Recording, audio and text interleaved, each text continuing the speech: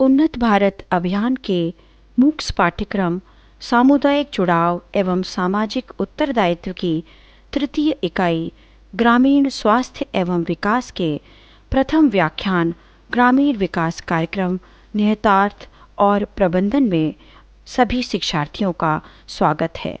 इस व्याख्यान में पंचम भाग में पंचायती राज व्यवस्था पंचायत समिति विषय पर चर्चा की जाएगी। इससे पूर्व ग्रामीण विकास योजनाएं विषय पर चर्चा की गई। पंचायती राज व्यवस्था। पंचायती राज व्यवस्था ग्रामीण भारत की स्थानीय स्वशासन की प्रणाली है। जिस तरह शहरों में नगर पालिकाओं उप नगर पालिकाओं के द्वारा शहरी क्षेत्रों का स्वशासन चलता है, उसी प्रकार पंचायती राज संस्थाओं के माध्यम से ग्रामीण क्षेत्रों का स्वशासन चलता है। पंचायती राज संस्थाएं 3 हैं। ग्राम के स्तर पर ग्राम पंचायत, ब्लॉक या तालुका के स्तर पर पंचायत समिति और तीसरा जिला स्तर पर जिला परिषद। पंचायती राज के विभिन्न स्तर जो कि अभी हमने देखे, जिला स्तरीय, ब्लॉक या तालुका स्तरीय, तीसरा ग्राम स्तरीय जो कि हमने अभी अभी पढ़ा। इसके अंतर्गत भी कई भेद हैं जैसे जिला स्तर के अंतर्गत जिला पंचायत और जिला परिषद, तालुका स्तर पर ब्लॉक या तालुका पंचायत, जनपद पंचायत और पंचायत समिति, ग्राम स्तर पर ग्राम पंचायत और ग्राम सभा। सभी पंचायतों की वर्तमान स्थिति, आइए इस पर दृष्टिपात करें। सभी राज्यों में पंचायतों का गठन किया गया है।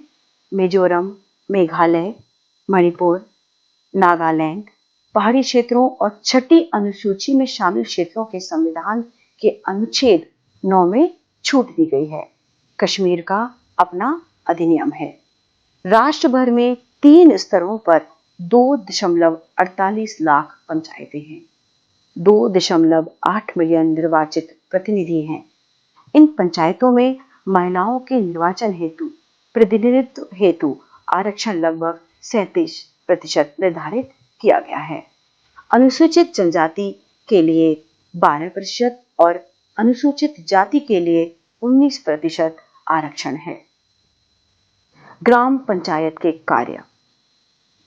ग्राम पंचायत के कार्य इस प्रकार हैं: कृषि संबंधी कार्य, ग्राम विकास संबंधी कार्य, चिकित्सा एवं स्वास्थ्य संबंधी कार्य, पंचायती राज संबंधी ग्राम्य स्तरीय कार्य, पशुधन विकास संबंधी कार्य, प्राथमिक विद्यालय, उच्च प्राथमिक विद्यालय व अनौपचारिक शिक्षा के कार्य, महिला एवं बाल विकास संबंधी कार्य, युवा कल्याण संबंधी कार्य, राजकीय नलकूपों की मरम्मत व रखरखाव पर ध्यान देना और समय समय पर उनकी मरम्मत कराना, राशन की दुकान का आवंटन व निरस्तीकरण, समस्त प्रकार की छात्रवृत्तियों को स्वीकृत करके उनके वितरण का कार्य करना, समस्त प्रकार की पेंशन को स्वीकृत करके उनके वितरण का कार्य करना।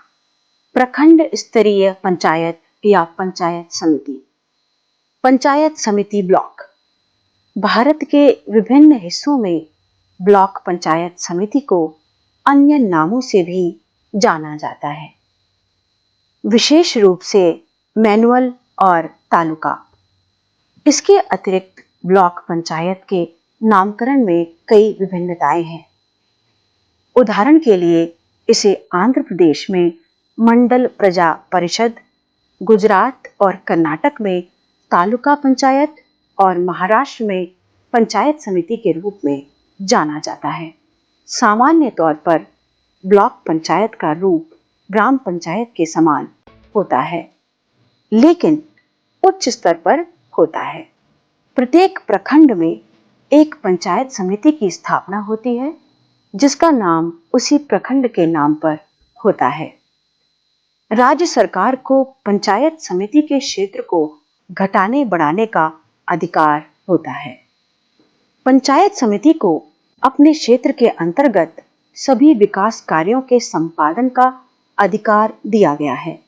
ग्राम पंचायतों, सहकारी समितियों आदि की मदद से पंचायत समिति ग्रामीण क्षेत्र के विकास के लिए कोई भी आवश्यक कार्य कर सकती है। पंचायत समिति के कार्य निम्न प्रकार के होते हैं: शिक्षा संबंधी कार्य, स्वास्थ्य संबंधी कार्य, कृषि संबंधी कार्य, ग्रामोद्योग संबंधी कार्य, आपातकालीन कार्य। सदस्य: प्रखंड की प्रत्येक पंचायत के सदस्यों द्वारा निर्वाचित 2 सदस्य होंगे। जनसंख्या के आधार पर अनुसूचित जाति एवं अनुसूचित जनजाति के लिए आरक्षित रहेंगे। आरक्षित पदों में भी 30% पद अनुसूचित जाति एवं अनुसूचित जनजाति के लिए आरक्षित रहेंगे। यदि 2 ही पद आरक्षित हों तो एक महिला के लिए आरक्षित रहेगा। अनारक्षित पदों में भी 30% स्थान महिलाओं के लिए आरक्षित रहेंगे। पंचायत समिति के अंतर्गत प्रत्येक ग्राम पंचायत का मुखिया पंचायत समिति का सदस्य होगा। प्रखंड के अंतर्गत चुनाव क्षेत्रों द्वारा निर्वाचित राज्य विधानसभा और संघीय लोकसभा के सभी सदस्य होंगे।